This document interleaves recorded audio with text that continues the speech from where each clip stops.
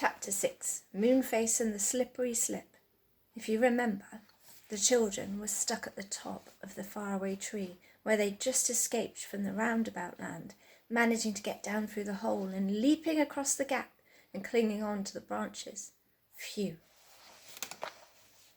The children clung to the top branches of the faraway tree, whilst the rabbits slid down a bit lower. They could still hear the enchanting music of the roundabout land as it swung around overhead. "We'd better get home," said Joe, in a rather quiet voice. "It's been just a bit too exciting."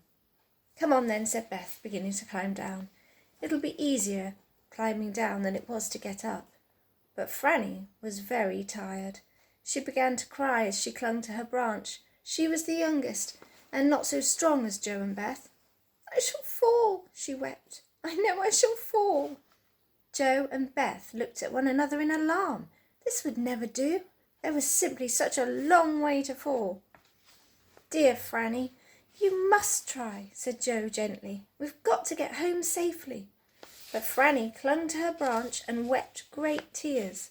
The two rabbits looked at her, most upset. One put out its paw to her. "I'll help you," he said. But Franny would not be helped.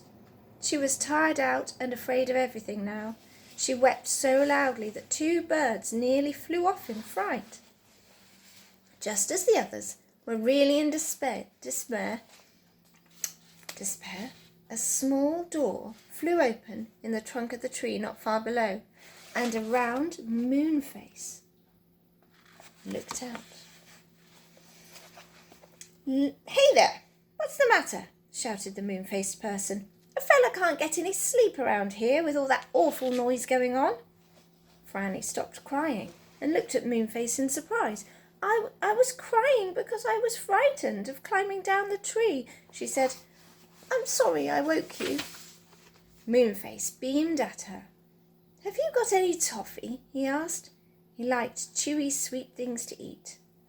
"Toffee?" said everyone in surprise. "What do you want toffee for?" "To eat, of course," said Moonface. "I just thought if you had any toffee to give me, I'd let you slide down my slippery slip. You get down to the bottom very quickly that way, you know." "A slide all the way down the faraway tree?" cried Joe, hardly believing his ears. "Good gracious, whoever would have thought of that?" "I thought of that," said Moonface, beaming again, just like a full moon. "I let people use it if they pay me in toffee." "Oh," said the children, and looked at one another in dismay, for none of them had any toffee. Then Joe shook his head. "We've no toffee," he said, "but I've got a bar of chocolate. It's a bit squishy, but quite nice." "Won't do," said Moonface. "I don't like chocolate. What about the rabbits? Have they got any toffee?" The rabbits turned out their pockets. They had a very curious collection of things, but no toffee. "Sorry," said Moonface, and slammed his door shut. Franny began to cry again. Joe climbed down to the door and banged on it. "Hey! Oh, Moonface," he shouted. "I'll bring you some lovely homemade toffee next time I'm up the tree if you let us use your slippery slip." The door flew open, and Moonface beamed out. "Why didn't you say so before?" he asked. "Come on in."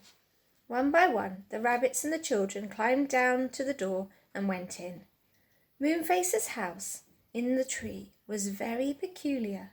It was one round room, and in the middle of it was the beginning of the slippery slip that ran down the whole trunk of the tree, winding round and round like a spiral staircase. Round the top of the slide was a curved bed, a curved table, and two curved chairs, made to fit with the roundness of the tree trunk.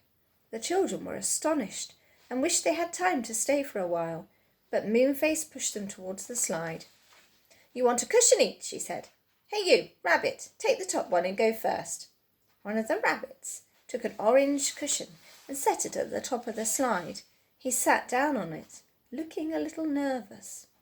"Go on, hurry up," said Moonface. "You don't want to stay all night, do you?" And he gave the rabbit a hard push, and the rabbit slid down the slippery slip at a tremendous pace, his whiskers and ears blown backwards.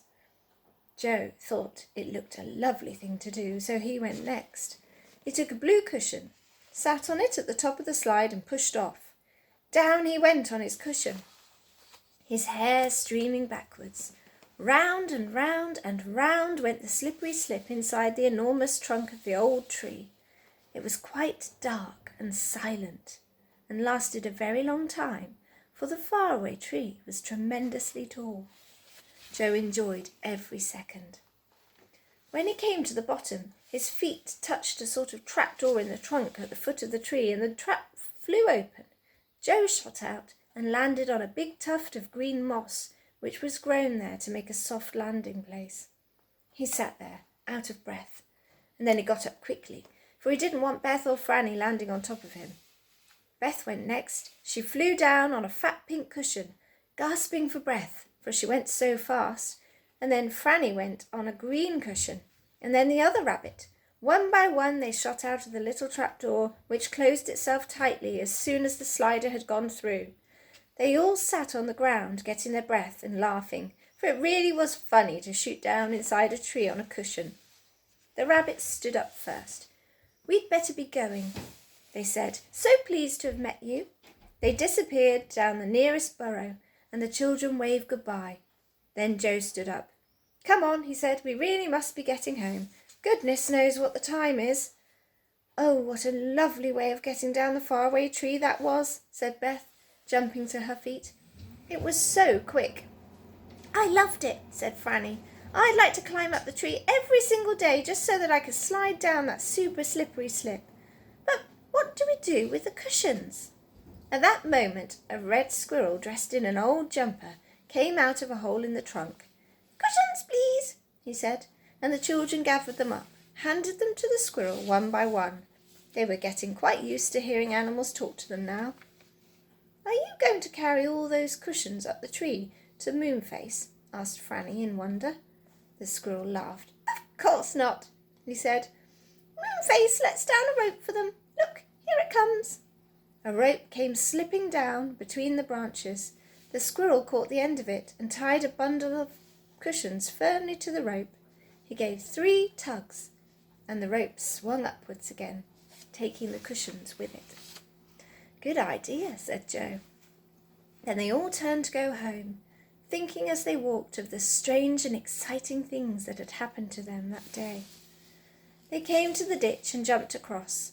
They went down the little lane, through their little back gate. By the time they reached the cottage, they were ready to drop with tiredness. Their mother was still busy in the garden, and their father was not yet home.